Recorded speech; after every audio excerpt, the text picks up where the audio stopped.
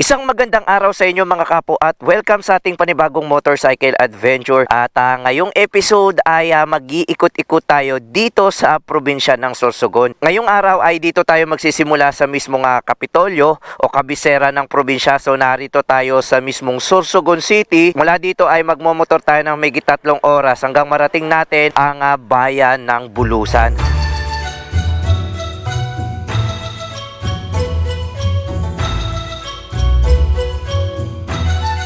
Pero bago tayo magsimulang magmotor papunta doon sa may Bulusan, ipapakita ko na sa inyo kung paano ko ina-arrange at kung ano-ano ang mga dinadala ko sa bawat mahahabang biyahe. Katulad ng laging tinatanong sa akin, una po sa lahat, ito pa rin po yung ating gamit-gamit na motorsiklo ADB 150 na may 76,000 odometer na. Maraming salamat po sa Motosafe family dahil sa inyong ginagawang pag-aalaga at pagkukondisyon sa ating motor, nakakarating po tayo ng ligtas. So ito naman po yung ating mga bag at ipapakita ko sa inyo kung ano yung mga laman. So, meron po tayo ditong nakalagay na tank bag na galing kay Immortal Motobag. So madalas dito po sa mismong tank bag na to ay dito ko po nilalagay yung reserbang drone ko dahil kapag bumabiyahe po ako sa mga malalayong lugar, 2 drone po yung baon-baon natin. So dito po yung isa, tapos dito rin po nakalagay yung mga sticker kung sakaling may makasalubong tayo sa kalsada. So meron din po tayo ditong ayan, baby wipes para ma-refresh tayo sa bawat biyahe. Gamit na gamit ko po itong Immortal Motobag na tank bag. So sa mga naghahanap, pwede nyo din bisitahin sila. Sunod naman po dito sa ating ilalim ng upuan, hindi ko na po ipapakita dahil may bag na nakapatong. Nandito po lahat ng ating baong-baong mga spare parts at tools. Meron po tayong tools na laging dala-dala. So sa mga nagsasabing wala po tayong Phillips screw, nandito po lahat sa ilalim ng compartment. So pagkatapos naman po niyan, ito naman po yung binigay sa atin ni Moto World Philippines at ni GB Philippines. So binigyan tayo ng isang set na mga box and luggages. Mula dito sa may duffel bag na nakalagay, dito nakalagay yung laptop natin at yung mga damit natin. So dito yung nakalagay sa mismong bag na to. Itong kabilang parte naman ng side pannier na binigay ni GB, wala po itong laman. Pagdating naman po dito sa may kaliwang parte ng ating GB, dito nakalagay yung ating raincoat. So madali lang po siyang baklasin kung sakaling biglang bumuhos ang ulan. At ang nakalagay naman dito sa ating top box na bigay ng GB, kaya maraming salamat po sa isang set na pinadala nyo sa atin, ay ito po. At kung nagtatanong kayo sa bawat biyaheng ginagawa ko, nag-uuwi pa rin po ako ng pasalubong. Kaya kung mapapansin nyo, yung 2 bag sa gilid natin, wala po siyang laman. Pagkatapos ng ating adventure, yung 2 bag ko sa gilid, nilalagyan ko po at bumibili ako ng pasalubong at souvenir sa mga probinsyang mabibisita ko. So ganito lang po ako mag-setup ng gamit sa bawat biyaheng ginagawa ko. Pagkatapos kong ipakita sa inyo kung ano at paano ko i-setup yung mga gamit natin sa bawat mahahabang biyaheng ating ginagawa, simulan na natin itong ating adventure dito sa probinsya ng Sorsogon. So ano pang hinihintay natin? Let's go!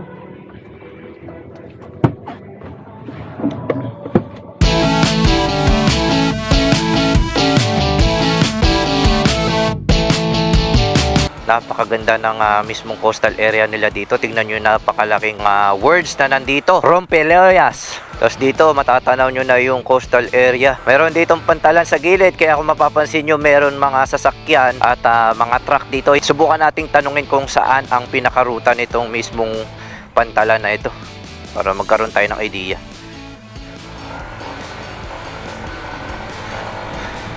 Ito, ganda. Tingnan nyo, may mga sasakyan dito, tas may mga tracking.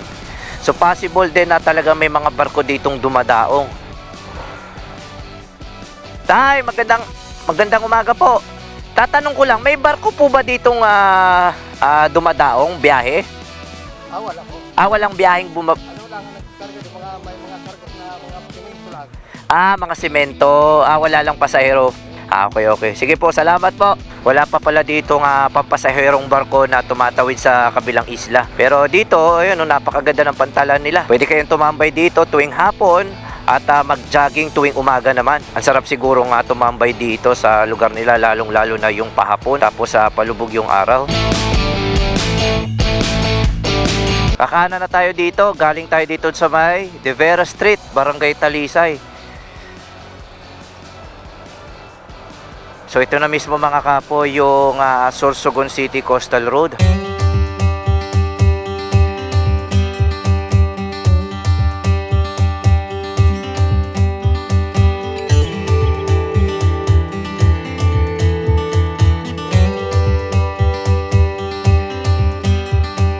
Ganun pa rin, katulad ng dati, napakasarap dumaan dito. Ito yung karagatan ng Sorsogon, oh. Wow, ito yung coastal area nila, oh. Napakaganda. Tapos doon daw sa may unahan, doon daw yung Kasiguran, Sorsogon.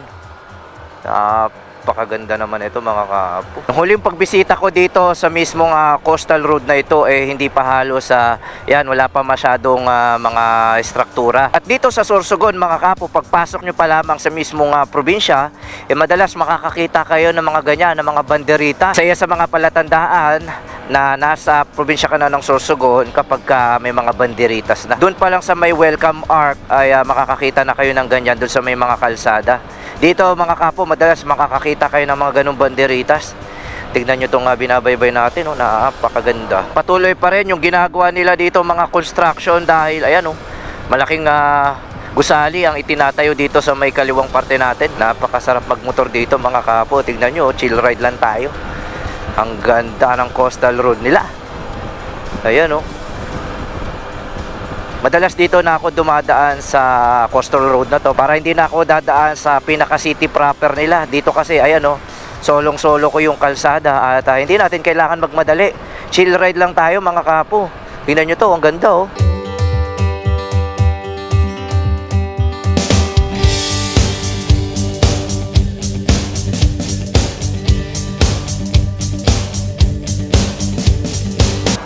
Wow. The best. You know, ganda dito. Ito yung isa sa mga magagandang karanasan kung bakit tayo bumabiyahe sa malalayong probinsya. Tingnan nyo yung kalsada, mga kaapo.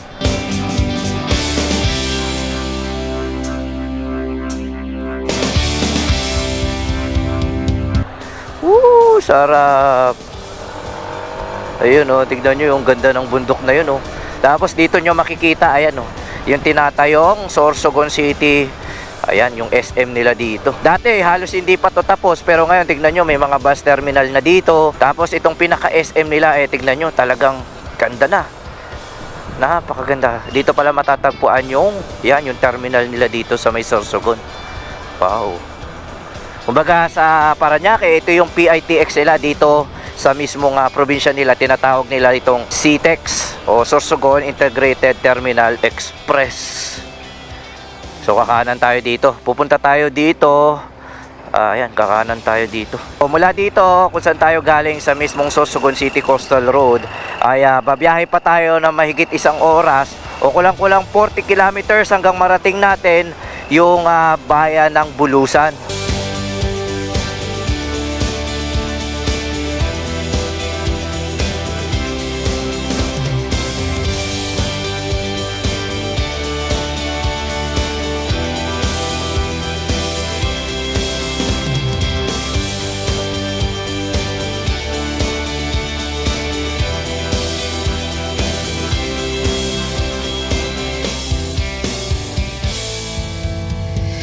Tignan nyo kung gaano kaganda yung kalsada dito sa Sorsogon.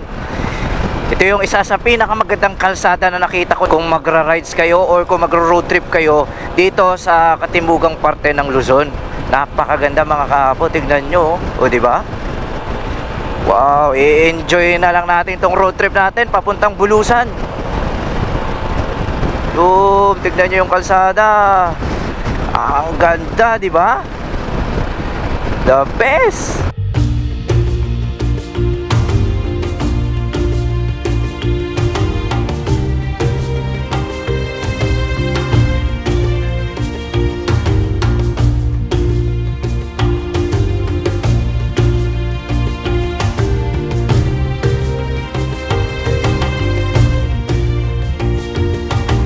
Ayun, ang ganda ng dinadaanan natin ngayon, oh.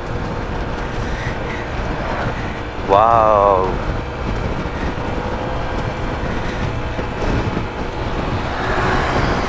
Diretso-diretso yung kalsada dinadaanan natin. Sarap ng hangin, sariwa. Sarap mag-road trip dito. Tapos yung nakapalibot sa mismong kalsada nga dinadaanan natin na may tig-2 lane, kalsada nga ng Sorsogon, ay puro luntian. Ang ganda, mga kaapo. Yun, oh. Wow. Grabe. Tingnan nyo to, oh. Walang kasawa-sawa. Sarap.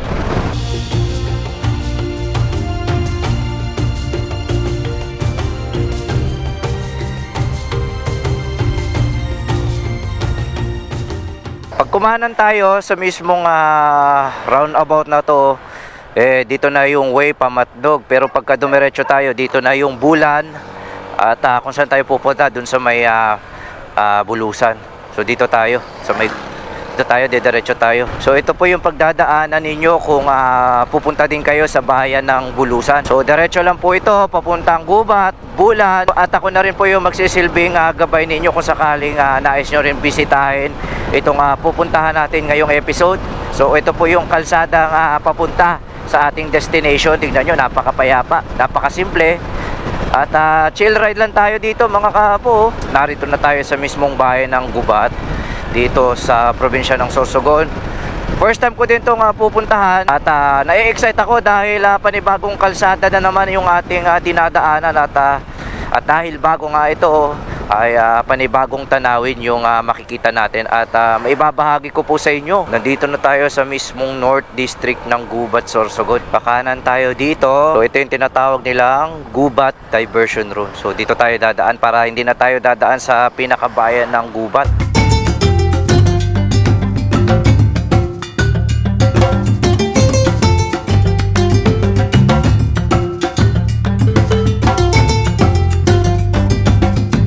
Dito tayo kakanan sa mismong Gubat Diversion Road. Tingnan nyo, napakaganda oh. So pagkatapos ng 1.8 na diversion road na to, ikakanan naman tayo papuntang Gubat Kasiguran Road.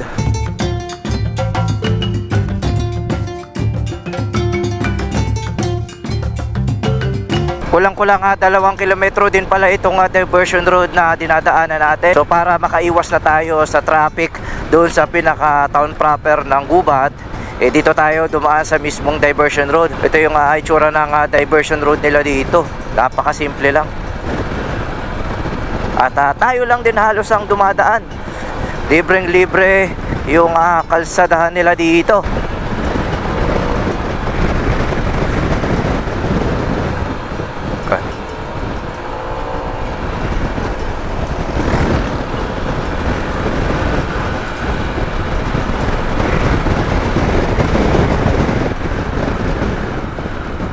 So ito na yung dulo ng diversion road. Pagkatapos noon ay kakanan na tayo dito sa Gubat Kasiguran Road. Ayan o. So natsyempohan natin na may nagaganap pala ditong festival dito sa probinsya ng Sorsogon at tinatawag nila itong Kasanggayahan Festival. So from October 8 to 17, isa full natin yung kanilang festival. So kakanan na tayo dito. Buong Sorsogon may piyesta. Galing. So mula dito ay babiyahe pa tayo ng 30 minutes or kulang-kulang 24 kilometers. Tapos kakaliwa na naman tayo dahil itong kalsadang dinadaanan natin ay papunta naman sa may Kasiguran. So dito naman sa may unahan, mga 200 meters ay kakaliwa naman tayo. Ito na yun. So dito tayo kakaliwa. Kakaliwa naman tayo dito sa may Barcelona Gubat Road. So ayan, may karatula dito, Bulusan Lake. So dito tayo, kaliwa tayo dito mga kapo. Let's go.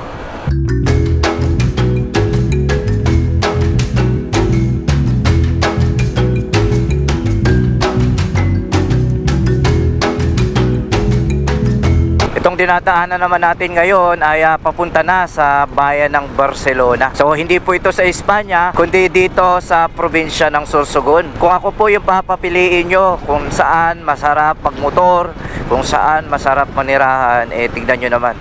Kayo na po ang humusga kung gaano kaganda yung lugar nila dito. Napakaganda. Kaya sa mga katulad kong motorcycle rider o mga biyahero na mahilig mag-joyride, pwede nyo rin itong bisitahin at bumiyahe kayo dito sa probinsya ng Sorsogon. Napakaaliwalas ng kalsadahan dito. Hindi ka stress at mag-i-enjoy kayo talaga, promise. Ayun, narating na natin yung pinakabayan ng Barcelona. Magkakalapit lang pala itong mga bayan na dinadaanan natin magmula dun sa may Sorsogon City, dun sa bayan ng Gubat. At ito, kakapasok lang natin dito sa unang barangay dito sa bayan ng Barcelona. So itong bayan ng Barcelona ay nasa gawing coastal area. Yung dagat nila ay nandito sa bandang kaliwang side. So mamaya makikita ninyo yung itsura ng coastal area nila. Napakaganda dito mga kapo. Yun, no? Ayun. Ito yung bayan, no? So nandito na agad tayo. Ang bilis lang ng biyahe. Nandito na tayo sa pinakabayan ng Barcelona. So yun, tignan natin to. Wow. Nasa Barcelona agad tayo. Ayan, oh. Ayan, oh. Barcelona, Sorsogon. So ito yung ruins ng lumang simbahan dito sa may Barcelona. Tapos itong simbahan naman na ito yung isa sa mga lumang simbahan dito sa Sorsogon. Ayun, oh. Yan.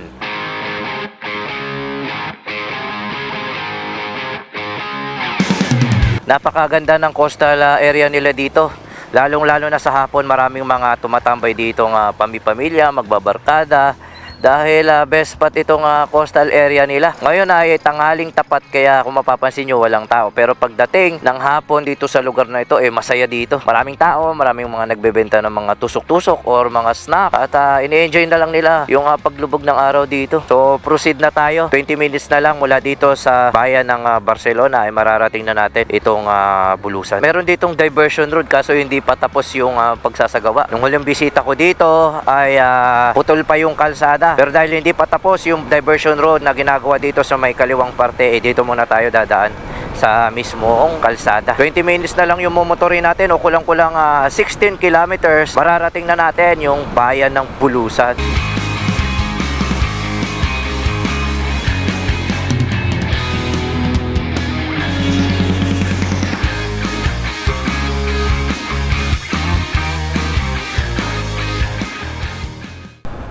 So dito tayo, kakaliwa tayo dito. Punta natin tong mga karatol. Ramdam na ramdam ko na nasa probinsya talaga ako. Naamoy ko ngayon yung aroma na niluluto na kopra. Ang sarap sa ilong. Tapos tignan nyo to, lawak, di ba mga kapo? Ang ganda. The best to. Ay, grabe yung amoy ng kopra. Tignan nyo yung kalsadang to. Ay, grabe, ang sarap singhutin nung amoy ng kopra. Parang may mga nagluluto dito sa dinadaanan nating kalsada. Dahil kapansin-pansin dito sa probinsya ng Sorsogon, ayan, napakaraming mga puno ng nyog. Kaliwat kanan dito. Ayan, hanggang dun sa may bundok. Kaya talagang pagsasaka ng kopra yung isa sa mga pangunahing hanap buhay ng mga lokal dito. Ang sarap dito mga kapo. Ang sarap amuyin ng nilulutong kopra. Parang ito yung amoy ng lana o yung langis na nilalagay natin sa ulo. Kung alam nyo yung lana, ito yung amoy na nalalanghap natin dito mga kapo.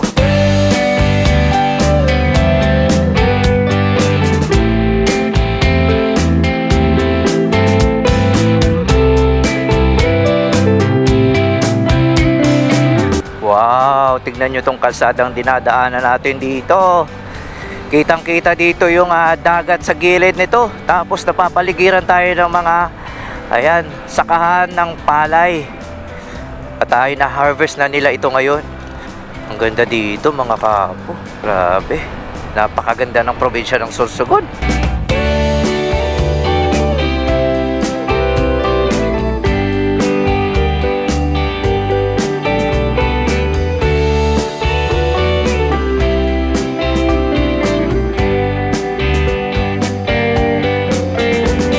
Pumasok na tayo sa unang barangay dito sa bayan ng Bulusan. Tingnan nyo. Ito din. Uy, may maliit na gas station din. Ayos yun Nandito na tayo sa mismong barangay San Vicente. Kung hindi ako nagkakamali, ito na yung unang barangay dito sa bayan ng Bulusan. Mula dito ay 13 minutes na lang. Mararating na natin yung pinaka town proper. Kulang-kulang mga 8 kilometers pa yung mumotorin natin, nandun na tayo.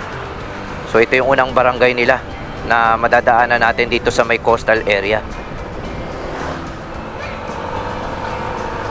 Yan. Napakasimple lang, di ba? Ito naman yung yan. Ayan o. Buhang, Bulusan, Sorsogon. Bukod sa mga nakukuha nilang likas na yamang dagat dito, yan.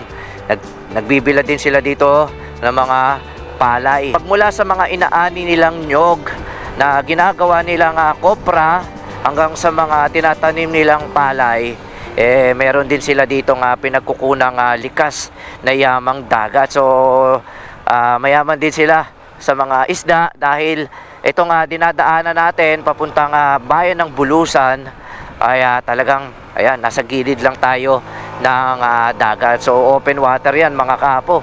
Maraming mga isda dyan, kaya fresh yung mga isdang mahuhuli dito. Tignan nyo, ang ganda oh.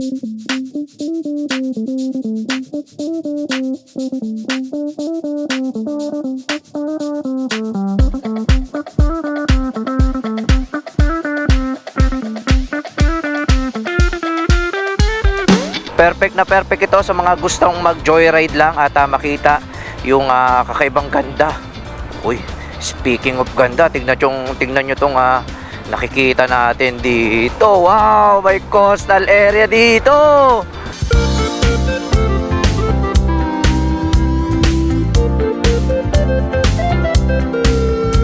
Ang bangis oh. Teka, ganda. Ang bangis. Wow.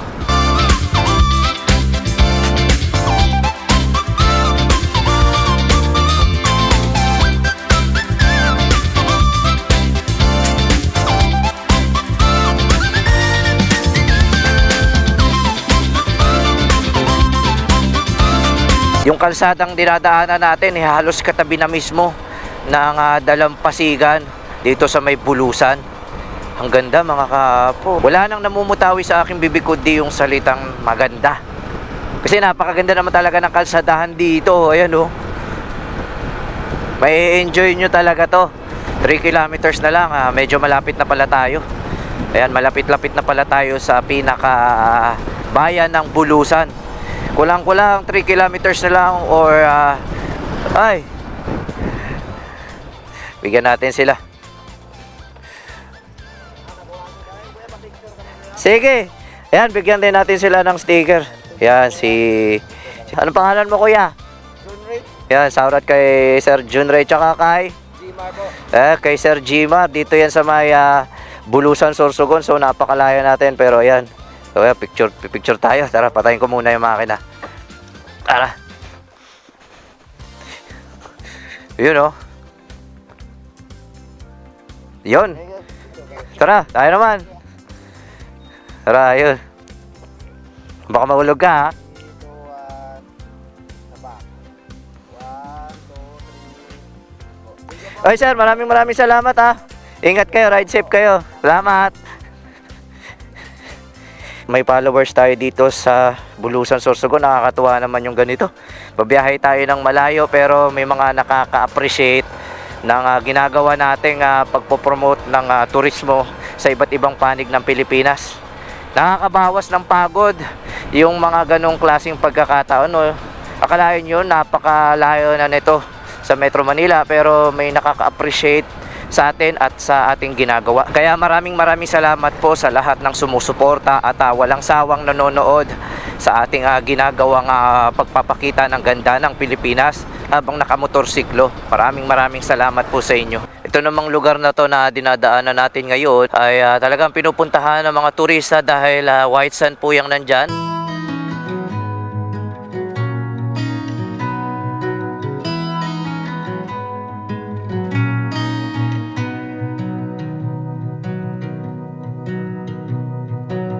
May enjoy nyo yung napakagandang dagat dyan. Kaya maraming mga turista at mga nagsiswimming dyan sa mismong beach area na yan. Magbabayad lang po kayo dyan ng 30 pesos at may enjoy nyo na yung pagligo sa napakagandang dalampasigan dito sa may Bulusan, Sorsogon.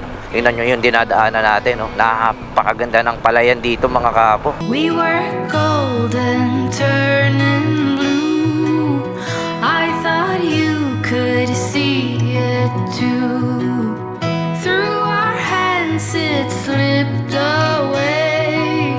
We were never here to stay. We were so wild and free. We were just kids in love. I gave you the best of me, and all I was asking of you was to never break it. So ayan, narating na natin yung pinakabayan dito sa Bulusan.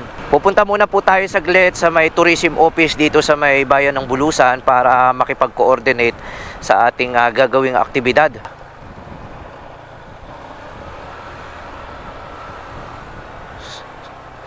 Alright.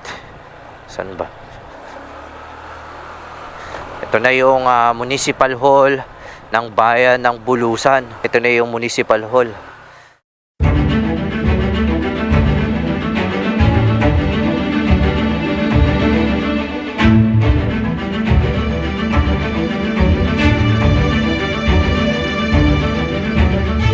Alas 10 na rin ng umaga nung nakarating tayo sa bayan ng Bulusan. Mahigit 14 oras kasi ang ating minotor mula sa Metro Manila. Kaya agad tayong pumunta sa Municipal Hall para ayusin ang mga dokumento. Hindi kasi pwede basta-basta umakyat ng bulkan na walang permit at coordination mula sa LGU.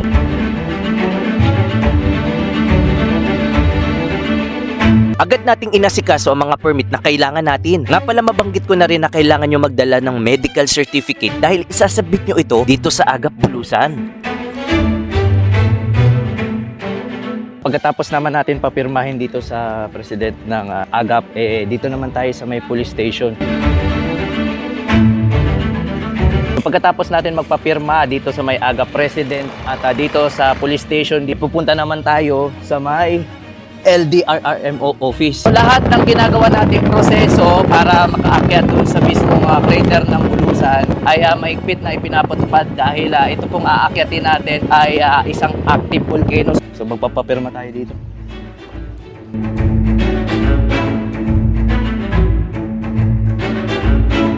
Pagkatapos natin magpapirma dito sa may MDRRMO, ay babalik tayo sa mismong munisipyo para magpapirma sa mayor's office. Ito yung mga gagawin nyo at proseso kung sakaling magbabalak din kayong umakyat sa mismong crater dito sa Bulusan.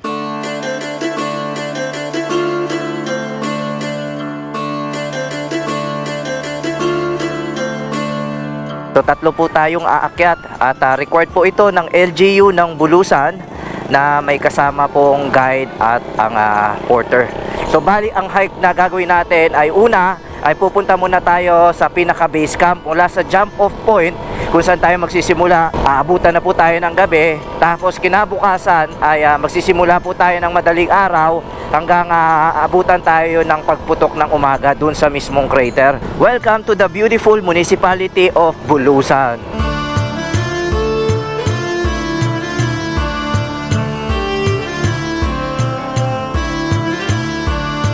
Napakahigpit po ng kanilang pagpapatupad ng mga protocols bago tayo makaakyat dahil lahat po ng ating ginagawa ay well coordinated. Dahil ito pong aakyatin natin ay isa sa mga aktibong bulkan sa buong Pilipinas. Kung hindi po ako nagkakamali, itong Bulkang Bulusan ay pang-apat na aktibong bulkan. Kaya dapat coordinated po tayo sa pulisya, sa mismong munisipalidad ng Bulusan at dapat coordinated din po tayo sa MDRRMO office. Lahat ng ahensya na ating pinagdaanan ay talagang masusing nakabantay sa lahat ng mga mountaineer at magtatangkang umakyat din sa mismong crater ng bulkan. Sa lahat po na nagbabalak umakyat ng crater, pwede po kayo makipag-ugnayan sa Agap Bulusan Incorporated. So may Facebook account po sila.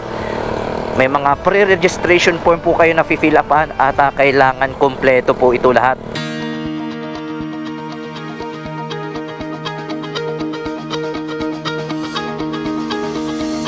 Bago ang lahat, dumaan muna tayo dito sa mismong Bulusan Volcano Natural Park para sa ating registration.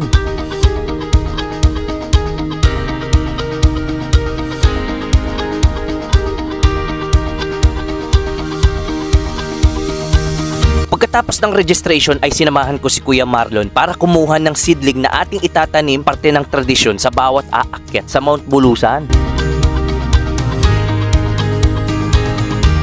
Agad na kaming tumulak patungo sa jump-off area. Dito madaraanan ninyo ang mga kalsadahan patungo sa Bulusan Lake kung saan tayo magsisimula. Kaya sigurado akong ma-enjoy ninyo dumaan dito.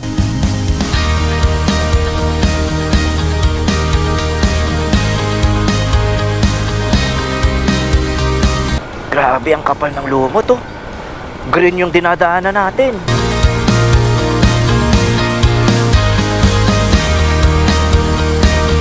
Nandito na tayo sa mismong entrada ng Bulusan Lake.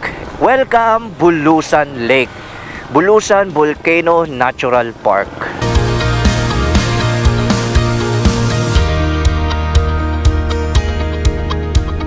So dito tayo mga kapo. Ihahanda natin dito yung ating gamit para sa ating gagawing pag-akyat. Ito ang magiging plano. Mula dito sa jump-off point sa Bulusan Lake ay tatawid tayo sa lawa, sakay ng kayak. Kaya agad na nating inayos ang ating mga dadalhing gamit dahil 2 araw itong ating pag-akyat.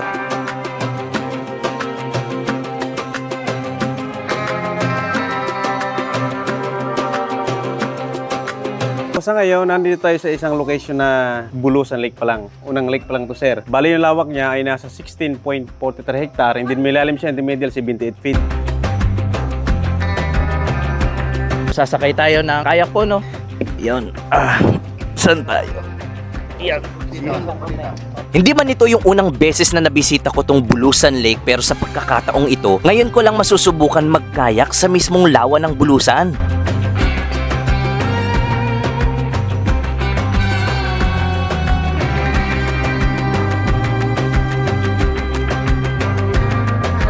So ito yung may lawak na nasa 3,672 hectare and then bounded by 5 municipalities. Nandito si Barcelona, Kasiguran, Huban, Irosin, at Bulusan. So sa location natin ngayon, sa harap natin ay nasa Ginabangan Mountain pa lang yan, sir. Sir Peak Mountain and then si Hulmaan Mountain. Ito si Bulusan Lake po ay kakaiba po siya sa lahat ng lake because majority lake is below sea level lang po. So nasa taas siya ng mundo kaya mountain lake siya. So nasa 335 meters above sea level siya. Second Lake, 940 meters above sea level. And then si Blackbird Lake, yung pangatong lake, nasa 1,565 meters above sea level siya. So yung priority ngayon na inaakit talaga, summit, si Bulusan Volcano.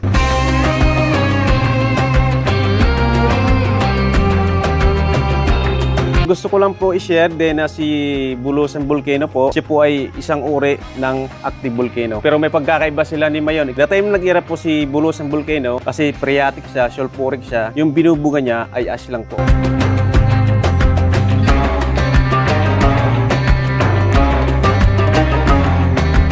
First lake going to second lake ay nasa 6.4 km siya. Meron siyang station, first, second, third, fourth.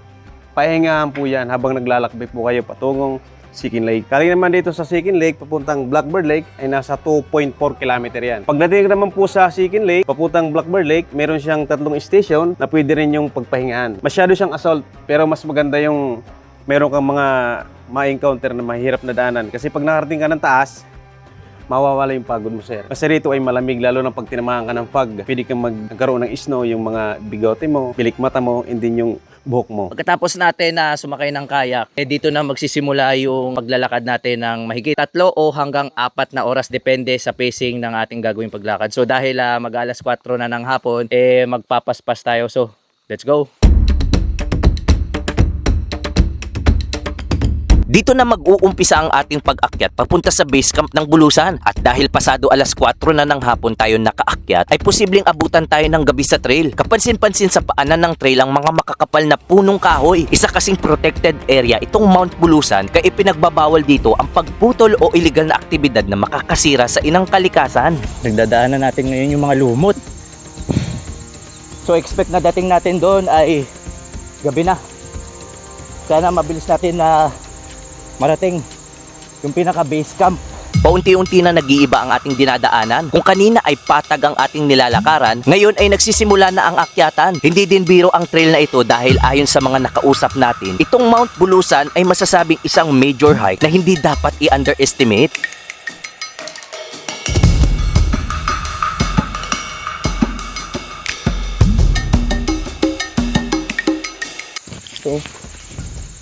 Ito lang.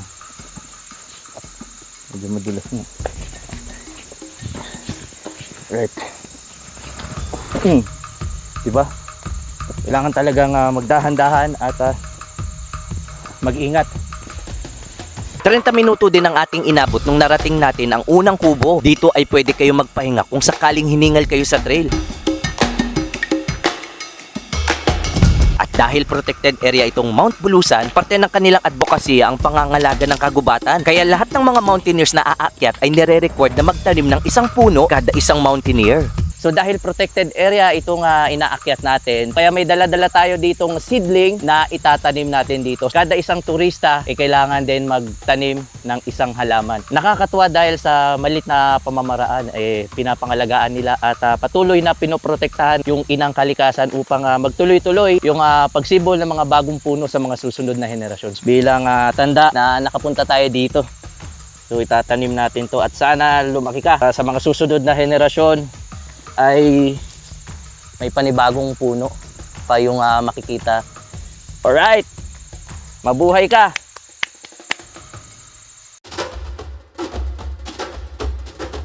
Nag-uumpisa na tayong maglakad papunta sa pangalawang kubo. Kahit alas 4 pa lang ng hapon at tirik ang araw ay makulimlim ang paligid.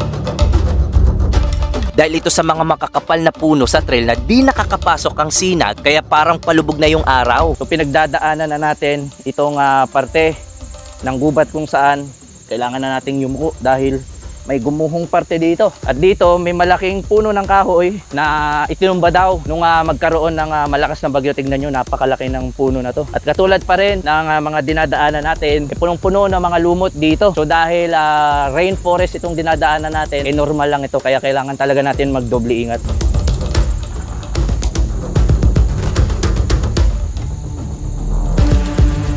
Madaming mga halaman at bulaklak ang dito ko lang nakita. Yun nga lang, bawal ito putulin o kunin. Sa kapal ng kagubatan dito, mayat maya kami dinadapuan ng limatik na normal lang sa ganitong sitwasyon. Hanggang sa narating namin ang pangalawang kubo at dito may pinakita sa akin si Kuya Marlon na isang native fruit na pwede daw kainin. Ang tawag nila dito ay palali, isang wild fruits na makikita dito sa dinadaanan nating trail. So sabi nila ay medyo maasim to at ginagamit din daw itong pangsigang. So tikman natin to.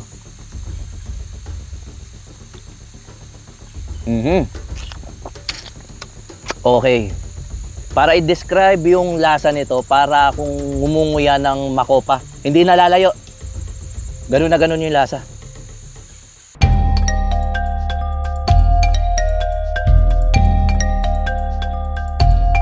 Unti-unti nang dumidilim sa ating dinadaanang trail at dahil biglaan nitong ginawa natin pag-akyat sa Mount Bulusan, yung ibang mga gamit na magagamit sana natin ay nakalimutan. Kaya tiis tayo sa pangangapa pag dumilim maya-maya.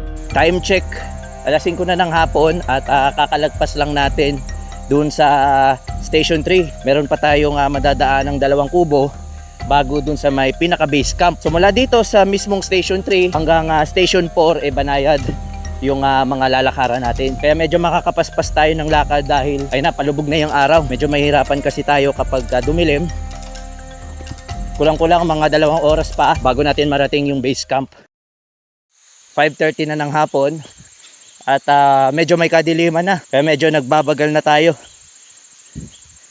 Nagpa-flashlight na lang tayo ng ating cellphone para makita natin yung madadaanan natin. Mula dito sa kalagitnaan ng Station 3 at ng Station 4 ay may 1 oras at kalahati na lang bago natin marating yung Station 4. Pasado alas 7 na ng gabi nung narating namin ang Station 4 at dahil nangangapa na kami sa dilim, dahil dalawa lang sa amin ang may baong headlight, nakaramdam na kami ng konting gutom kaya minabuti na namin na dito magpahinga ng medyo matagal-tagal. Kumain na din kami ng aming baong snack para bumalik yung lakas namin kahit papano.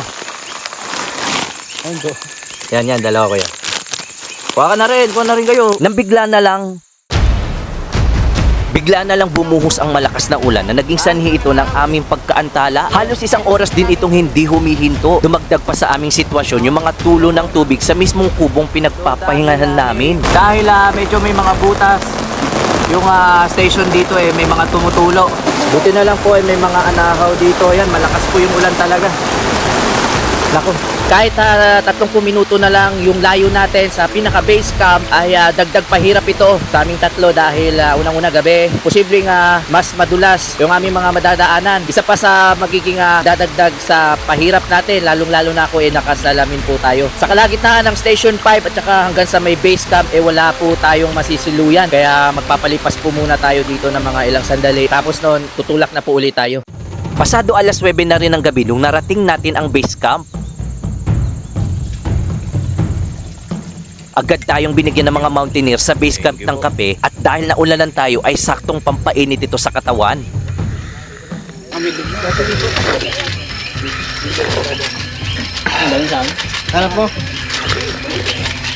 Sa haba ng ginawa nating pag-akyat, di ko na mapigilang makatulog dahil sa pagod. Kailangan ko to dahil bukas ang totoong akyatan.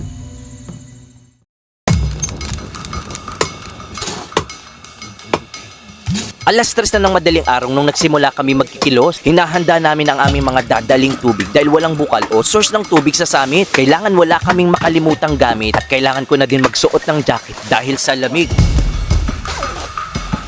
At dahil madilim, hindi pwedeng makalimutan ang ating headlight. Good morning at magsisimula na tayong umakyat mula dito sa base camp. Time check. 4:10 na ng umaga, sisimulan na tayong maglakad mula dito sa pinaka base camp. So mula dito sa base camp papunta sa may Kubo 1 ay 1 oras at mula dun sa may Kubo 2, 1 oras din yung lalakarin natin. At pagdating natin dun sa pinakahuling kubo hanggang summit ay 1 oras din yung lakaran. At balita ko matitindi daw yung assault at pinagdadasal ko na magkaroon tayo ng clearing para may pakita ko sa inyo yung napakagandang crater dito sa may Bulusan Volcano. So, let's go! Nagsimula na kaming maglakad sa mismong Agingay Lake na tinatawag nila. Itong dinadaanan natin ay isa sa 3 lake ng Mount Pulusan. At dahil wala masyadong ulan, tuyo ang kabuuan ng lawa. Ilang hakbang pa ay nagsimula na kaagad ang assault. Wala ditong patag, kaya simulan na ng bakbakan. So time check. 5 minutes before 5 at yun, nandun yung kubo. Ayun na yung kubo, unang kubo. So almost 30 minutes din natin inakyat to. So ito na yung unang kubo. Pahinga lang tayo ng 5 minutes. Then go na tayo kuya. Itong matitinik na halaman sa ating dinadaanang trail ay malaki ang ginagampan ng papel dahil ito yung nagpoprotekta sa lupa para hindi gumuho kung sakaling lumakas yung ulan dahil malaki yung water resources niya. So malaking tulong to para hindi mag-erode. Sa tarik na dinadaanan natin ay gumawa na sa dinadaanan natin para maging gabay katulad niyan hanggang doon sa taas. Grabe. Nasa kalagitnaan na tayo papuntang Kubo 2 na magsimula ang akyatan na mala 90 degrees. Buti na lang may mga ugat ng kahoy na pwede tayo hawakan. At dahil malamig, nahihirapan tayo dahil sinasabayan ito ng fog ng aking salamin. Kailangan humawak dahil bangin na daw yung nasa paligid natin.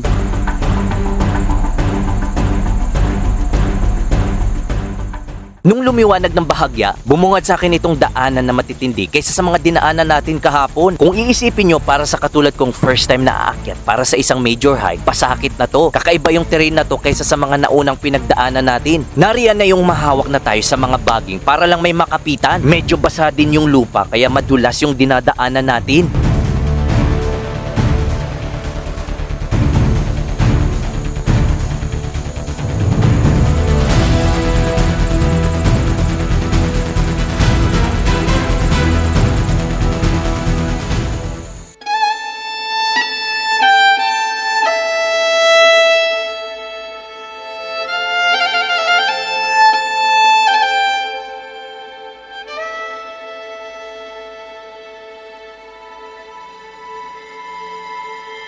So sa wakas, narating na natin yung huling kubo bago tayo umakyat sa pinakasamit. Mula dun sa kubuan ay nagsimula tayong maglakad sa mga matatarik at mga madudulas na parte nitong trail. Bago natin marating itong kubo 2, nagsimula tayong umakyat ng madaling araw at nakatulong ng malaki yung lamig ng kinalalagyan natin dito. Kaya kung mapapansin nyo, naka-jacket po tayo. Isang malaking achievement yung nagawa natin para sa katulad nating first time na umakyat sa ganitong major hike. Kung gaano kahirap yung mga pinagdaanan natin kahapon at kanina, mas triple daw yung hirap ng tarik dito. So talagang mind conditioning talaga yung ginagawa natin dito dahil total narito na tayo, wala nang sukuan. Simulan na natin ang final assault papuntang summit.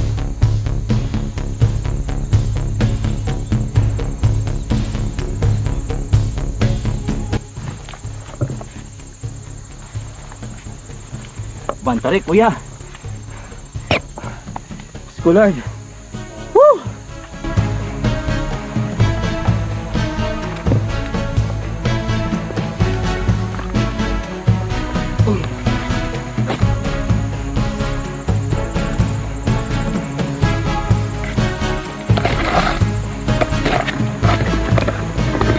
Nagsisimula pa lang tayo sa matinding assault ay hinihingal na tayo. Pero nung nakita ko itong nasa likuran natin, may sea of clouds doon sa mismong base camp, nawala yung pagod ko. Sa katunayan nga, yung klima ngayon sa kinatatayuan natin ay napakalamig. Laking tulong ito sa mga aakyat na katulad kong beginner para mag-cool down yung ating katawan. Sa mga oras na ito, wala nang patag tayong dinadaanan. Lahat ng nalalabing kilometro papunta sa summit ay puro assault. Dito na masusubukan ang lakas ng ating mga binti at determinasyon natin makapunta sa tuktok ng crater. Hindi na rin biro ang mga terrain dahil puro damo na lang ang mga pwede nating hawakan at isang pagkakamali lang natin ay pwede tayong dumausdos pababa.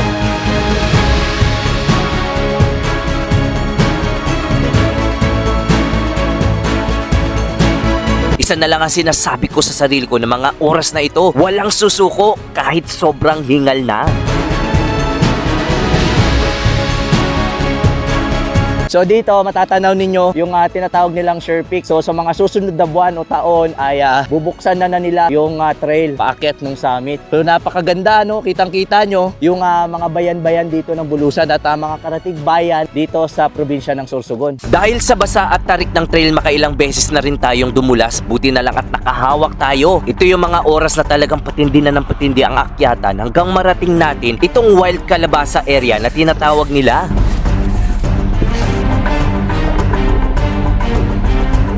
Kapag narating nyo itong parte ng trail na kung saan makakakita kayo ng mga bato, ibig sabihin lang nito ay papalapit na tayo sa crater.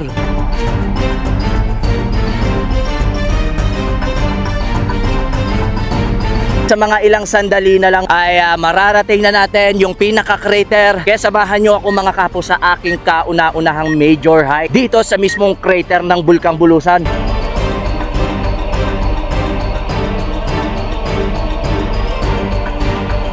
Grabe, meron tayo ditong nakikitang mga bato at napakalamig dito sa pinakatuktok at yan, akyatin na natin ito mga kapo.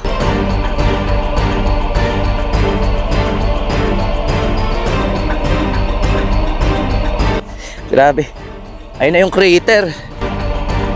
Sa ilang mga sandali na lang, malalapitan na natin yung pinaka-crater. Time check, 7:40. Sa ilang sandali na lang ay makikita na natin ng malapitan yung crater. Ayan, yung mga kasama natin dito. Shoutout po sa, ayan, kay Sir Highlander Outdoors. Sa mga nagbabalak mag-book at umakyat din dito sa Bulusan Trail, APM nyo yung Facebook page nila. Pagpatuloy na natin to at konting pihit na lang ay nasa crater na tayo.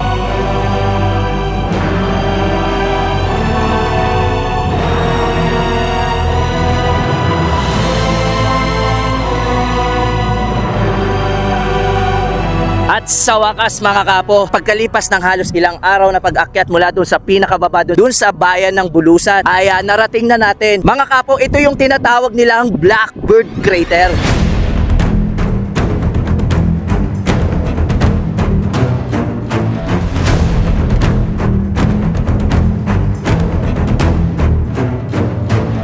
Ito ang Bulusan Volcano, ang pang-apat na pinakaaktibong bulkan sa Pilipinas. Ika-5 ng Hunyo ng nakaraang taon lang, nung huling nag-alboroto itong bulkan na nagbuga ng makapal na abo na talagang nakaperwisyo sa karatig bayan ng Bulusan.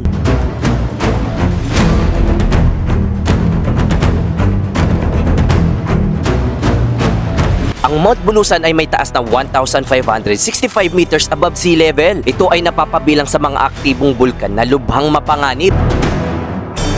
Kabilang ang Mount Mayon, Mount Canlaon sa Negros Occidental at Bulkang Taal sa Batangas. Ang bulkang ito ay may 3 lake na pinangungunahan ng Bulusan Lake, Agingay Lake at ang Blackbird Lake. Grabe! Woo! Tumitindig yung balahibo ko dahil malapitan na nating nakikita yung pinakabukana. At itong mismong bulkan ng Bulusan mga kapo ay pang-4 sa pinakaaktibong bulkan sa buong Pilipinas. Napakadelikado ng ating ginagawang pag-akyat dito. Pero kita nyo naman mga kapo yung ganda ng crater na to at yung tanawin. Isama mo na dito yung malamig na klima. Talagang nakakawala ng pagod. Sulit na sulit yung hingal na halos kinakapos na tayo. Grabe! Ito.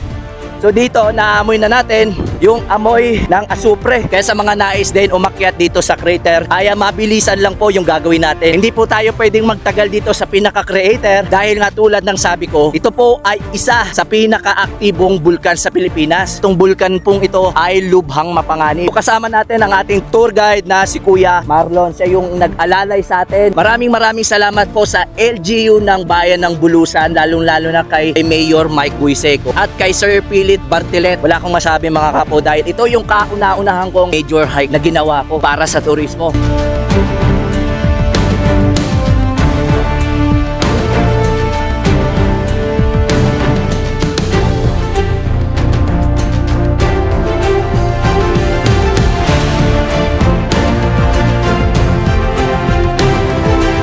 At mula dito sa Blackbird Crater na matatagpuan dito sa bulkan ng Bulusan, nais kong iparating sa inyo mga kapo na napakaganda ng Pilipinas at isa ang bayan ng Bulusan sa mga dapat nyong makita ng personal at sa pamamagitan ng ating pagmumotorsiklo. Sisikapin natin at lilibutin natin yung mga naggagandahang tourist destination dahil Pilipinas muna bago ibang bansa. Woo!